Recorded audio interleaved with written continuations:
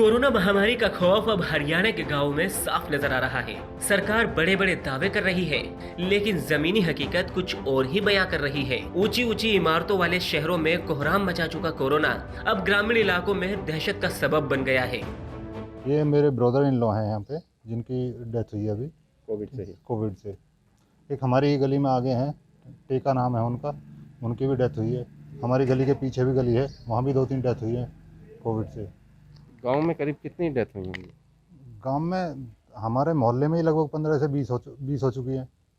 गांव में तो बहुत ज़्यादा हैं। ये तस्वीरें फरीदाबाद के तिगांव की है, जहां शायद ही कोई ऐसी गली हो जहां कोरोना से 2-3 या उससे ज्यादा लोगों की मौत ना हुई हो। गांव में लगातार हो रही इन मौतों से गांव के लोग सदमे में हैं। रोज गांव में कई मौतों से लोग घबराए हुए हैं। ग्रामीणों का दावा है कि गांव में एक दिन में 13 लोगों की मौत हो चुकी है। यहाँ मौजूद एक शख्स ने बताया कि पिछले 1.5 महीने के दौरान इस गांव में रहने वाले उसी के कुंबे में 17 लोगों की मौत हो चुकी है। ये हमारे चाचा जी हैं छोटे।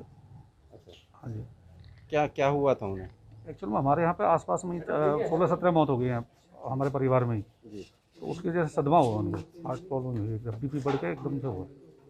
वैसे कोई बीमारी नहीं थी उनको। गाँव में तो 150 से ऊपर हो गई जी। एक दिन में 13 लोग मरे। ये तिगांव के ही रहने वाले सहीराम हैं, जिनका दावा है कि बीते दिनों कोरोना के कारण उनकी पत्नी की मौत हो गई। सहीराम की बात ने तो बड़े बड़े दावे करने वाली सरकार की पोल खोल कर रख दी है। सहीराम बताते हैं कि अस्पताल में बेड और ऑक्सीजन ना मिलने से उनकी पत्नी की मौत हो गई और ये सदमा उनकी मां को लगा, जिससे उनकी भी मौत हो गई। पत्नी की मौत कैसे हुई आपकी? तो मतलब वो आज मतलब बेड नहीं मिले, ऑक्सीजन जो ना डाउन हो गई, उसकी वीकनेस हो गई। कोरोना हो गया था? कोरोना कितने दिन हो गए उसको हो गई जी, मतलब हाँ 20 दिन हो गए। 27 तारीख की बात। हाँ 27 तारीख को मरी थी वो। और फिर आपकी माता जी भी?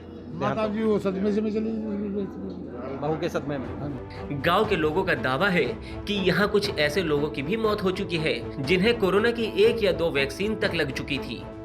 सरकार की तरफ से कोई सहयोग ही नहीं मिल रहा है। मतलब कोई ना सैनिटाइजेशन है, ना मतलब कोई फॉगिंग है पूरे गांव में। वैक्सीन मैंने दोनों लगवा ली, बड़ी मुश्किल से लगवाई हैं। जो वैक्सीन लगवा भी रहे हैं तब भी मर रहे हैं आदमी। ऐसी कितनी मौत होंगी जो दोनों वैक्सीन लगवा गए और फिर भी कम से कम 30-40 आदमी ऐसे फर्स्ट डोज में ही मर चुके हैं। और सेकंड डोज? फर्स्ट डोज ही हुआ पहले फर्स्ट डोज लगवाई है, फिर तबीयत खराब हो गई है।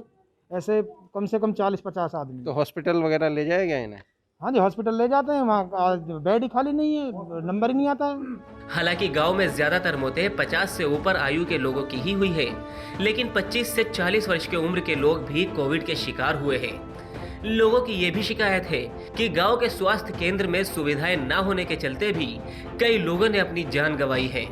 यहाँ ना तो टेस्टिंग के इंतजाम है और ना ही मरीजों के लिए कोई व्यवस्था है। इस हमारे गांव में, इतने बड़े गांव में, ना तो गवर्नमेंट की तरफ से कोई ऐसी सुविधा हुई है कि भाई कोरोना में घर घर चेकिंग हो गए या कोई इंजेक्शन लगे। एक बार कैंप राजेश नागर ने अपनी पार्क में जरूर लगवाया था 1 दिन के लिए। उसके बाद में इस गांव में सुविधा के नाम से कुछ भी नहीं है। सैकड़ों आदमी मर चुके। जो कोविड सेंटर चला रही है वो एक डॉक्टर नहीं है, डेल्टन डॉक्टर नहीं है, वो भी जो केवल नाम मात्र के लिए चला। हाँ, डेंटल दांतों की डॉक्टर नहीं है जो उसे चला रही है। और इतनी सैकड़ों मौत होने के बाद भी प्रशासन की तरफ से, कोई डीसी की तरफ से, कोई और ऊपर से कोई स्वास्थ्य कर्मचारी, कोई एक ऐसा आदमी इस गांव में ये पूछने के लिए नहीं आया कि भाई इस गांव में इतनी मौतें क्यों हो गई। जब हमारी टीम ने गांव के स्वास्थ्य केंद्र का दौरा किया तो वहां ना तो कोई डॉक्टर मौजूद था और ना ही कोरोना टेस्टिंग हो रही थी। वैक्सीनेशन तो भूल जाइए, लेकिन हाँ, यहाँ मौजूद एक स्टाफ ने जो बताया वो वाकई हैरान कर देने वाला था। तो आज कोई ड्यूटी पर है डॉक्टर या नहीं? डॉक्टर कोई नहीं है ड्यूटी पर। ड्यूटी लगी है? ड्यूटी तो हेल्थ की बात तो छुट्टी है नहीं है, हेल्थ की छुट्टी नहीं है कोई भी। नहीं तो आज किस डॉक्टर की ड्यूटी है? डॉक्टर जो है अनमोल है, दोनों में से कोई नहीं? कोई भी नहीं। जब से डीडीसी चली है ना, डॉक्टर पहले आयुर्वेदिक के थे, जो हमारे यहाँ आज तक कोविड सेंटर में ऊपर जागा नहीं देखा है। डॉक्टर श्वेता बडाना और मैं ही संभाल रहे। अच्छा, वो डेंटल हैं। गांव के काफी घरों में ऐसी कॉमन मौतें हैं जिनका जिम्मेदार कोरोना रहा है।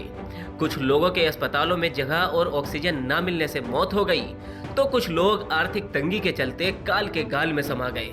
ऐसे में कोरोना से लड़ने के दावे करने वाली सरकार और सरकारी नुमाइंदे अगर जल्द नींद से ना जागे तो ना जाने और कितने लोग कोरोना के कारण काल के गाल में समा जाएंगे।